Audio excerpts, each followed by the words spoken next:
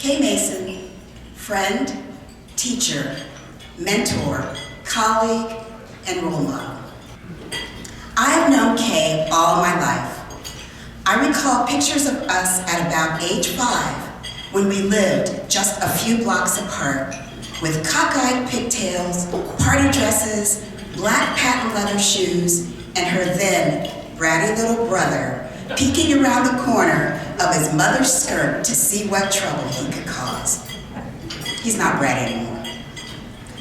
Fast forward to about age 9, when we would play marathon games of jacks on any kitchen or bathroom floor, alternating between winners and losers with no hard feelings.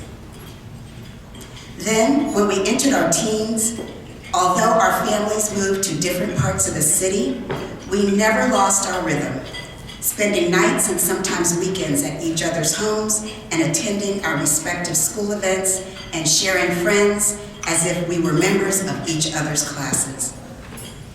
College brought yet another challenge. With her in Nashville and I in Atlanta, it seemed only a slight trip detour for me to drive by her dorm at Vanderbilt on my way to Emory whenever the occasion called for it. In hindsight, I can see how Kay developed into the person she is being honored for today. To begin, I must give credit to Kay's parents, Mr. and Mrs. Bell.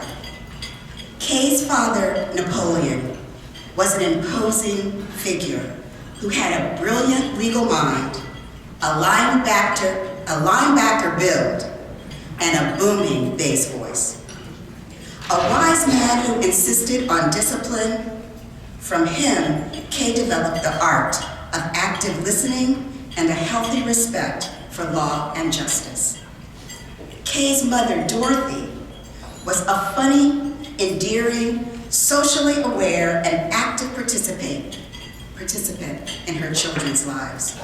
From her, Kay developed a sense of wonder and a passion to positively impact the lives of children and all those around her. Though Kay explored other careers, such as communications, television production, and the like, inspired by Marva Collins, a career in education was her calling. And once Kay accepted the first teaching position at Academy, she was like a fish in water. Of course, it also follows that through her affinity for seeking and sharing knowledge with youth and adults, and her obsessive organization skills, administration was a natural progression for Kay's long Academy career.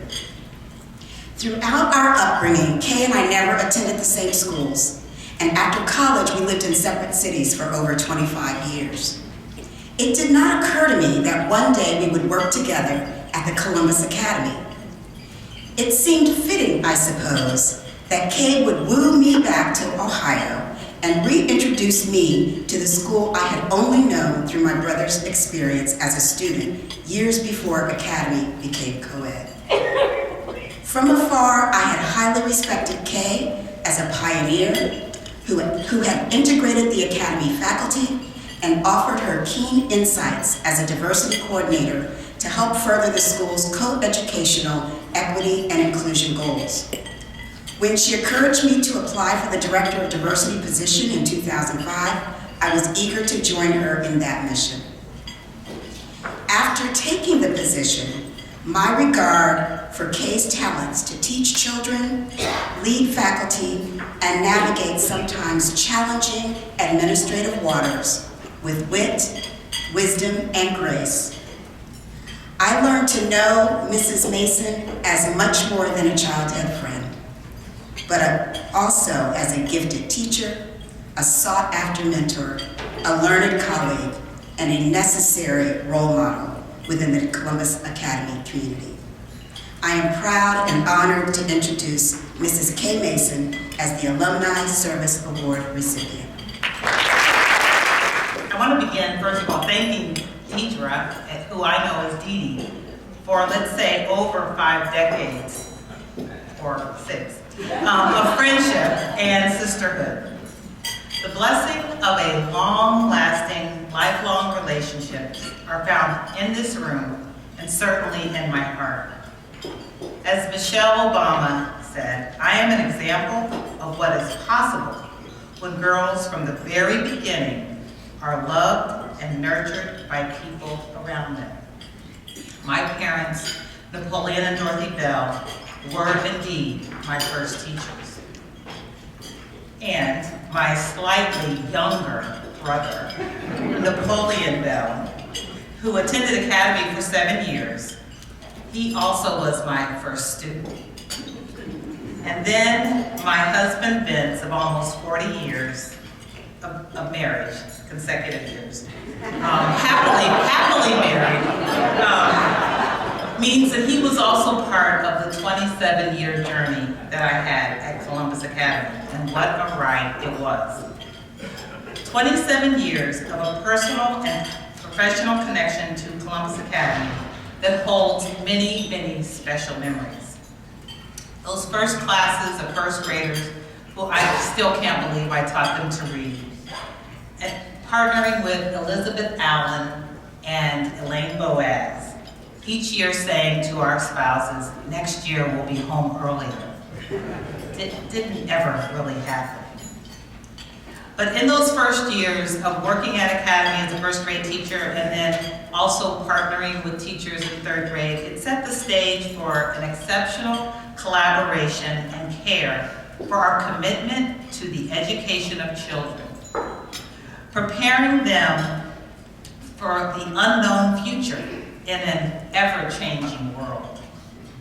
A future that we didn't know exactly what it would look like, but we also knew we wanted our kids, and that's what I called them when they'd come into my classroom, they were my kids forever, to be equipped to navigate this world with open minds, confidence, curiosity, and tenacity. My goal was to create classrooms where real conversations could be explored safely. Questions could be asked without judgment, and laughter and joy were certainly always present. Personal connections were created and developed and maintained, and I also had the privilege of having special collaborations over the years with an amazing music teacher, Lori Parsons, a delightful theater person, Candace Mazer, and certainly Lloyd Sassetti, as we developed plays and we worked on the Wax Museum. Some of you in here remember the third grade Wax Museum. I also have a special memory of creating a history lunch bunch because in 2004, I had students who were so engaged in the presidential election between Gore and Bush that they wanted to learn about real history, not this social studies stuff. So we would have lunch in the classroom, and I began to plan for yet another prep of the U.S. history. And it was really a lot of fun. They engaged it for the entire school year. But it was really because that was something they wanted. So I also have many memories of working with people like another awardee, Mary Eve Corrigan, who was a recipient of this award a while ago. Mary Eve and I worked together and planned and discussed many initiatives that Academy was involved in, particularly around equity, justice, inclusion, and belonging, all of these being mission-driven. As Dr. King said, the arc of the moral universe is long, but it bends towards justice. And we all know change does take a long time, but it does happen. Mary Eve remains a consummate model and mentor of engaged learning with adults as well as with children. And as I began my journey and decision to move from banking into education, I thought of my fourth grade teacher at Columbus School for Girls, and Dorothy Searing. And she was truly the model that I followed because she knew each of her girls, and I tried to know each of my students. It's really key that you teach and reach and connect with each one and I have followed that example and have had many, many moments of joy. So I want to thank, certainly, my daughter, Micah Mason, who is now a kindergarten teacher. So I don't know why she decided to do that after watching me, but she's an amazing kindergarten teacher. And Gabrielle Mason, who is not here today, but she's a 30-year law student, and fingers crossed she'll be going to Vienna this last semester, but we'll see. But the plan is for her to go. I would also like to thank my dear friends, Debbie and Dwayne Maynard.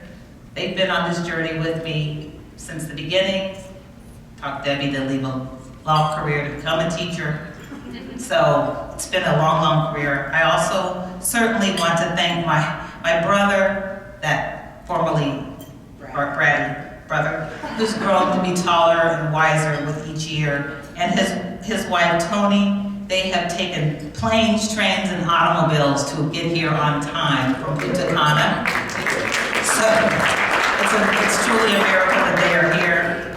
And I also want to have tremendous gratitude to the Alumni Board and to Eric Hunker for this very important recognition.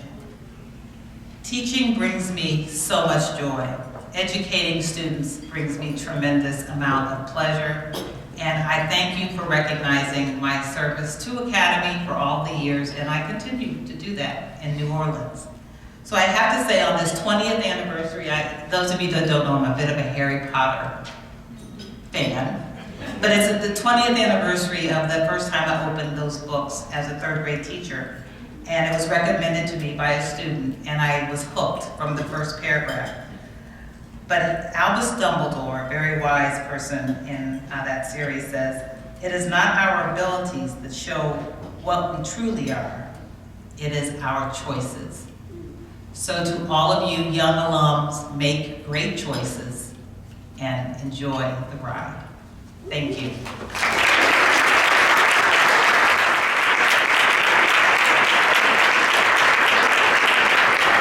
So on behalf of the Columbus Academy Alumni Association, I present to you Kay Mason for 2021